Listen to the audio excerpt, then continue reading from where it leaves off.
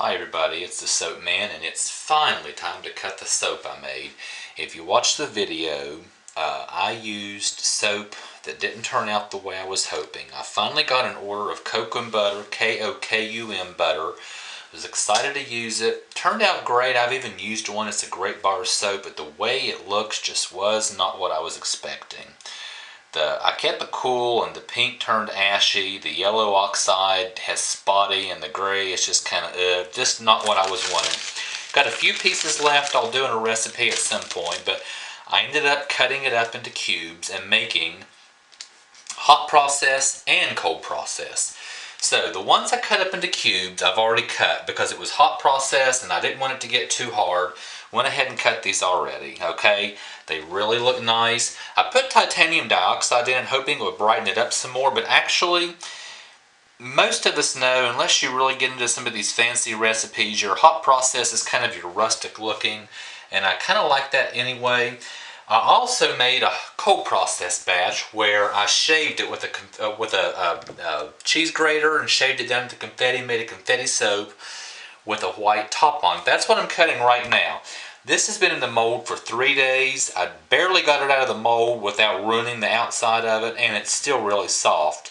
I forgot to put sodium lactate in this, and it has a lot of liquid oils in it. So it's able to cut now. It's cutting nicely. I've cut a few of them. This is what it looks like. Of course, the pieces in it are those bars of soap that just really looked ugly. It's got a yellow top on it. So it's really looking nice. I'm pleased with it, even though this is very, very soft right now. So I decided to go ahead and cut the hot process, because you don't want to watch video after video after video, and I don't blame you because I don't either. And you don't want to watch me cut soap for the next half hour, and I don't blame you because I wouldn't either. So once again, this is the hot process. I cut it up into cubes, put it in a hot process batch.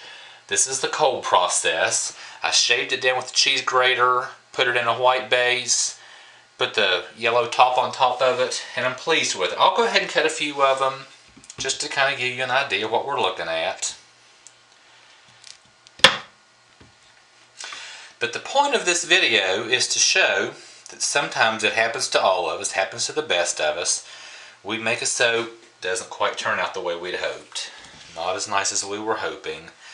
And you don't have to settle for it.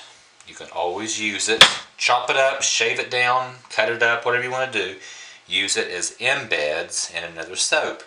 Your soap does not go to waste. You don't have to try to get rid of ugly soap.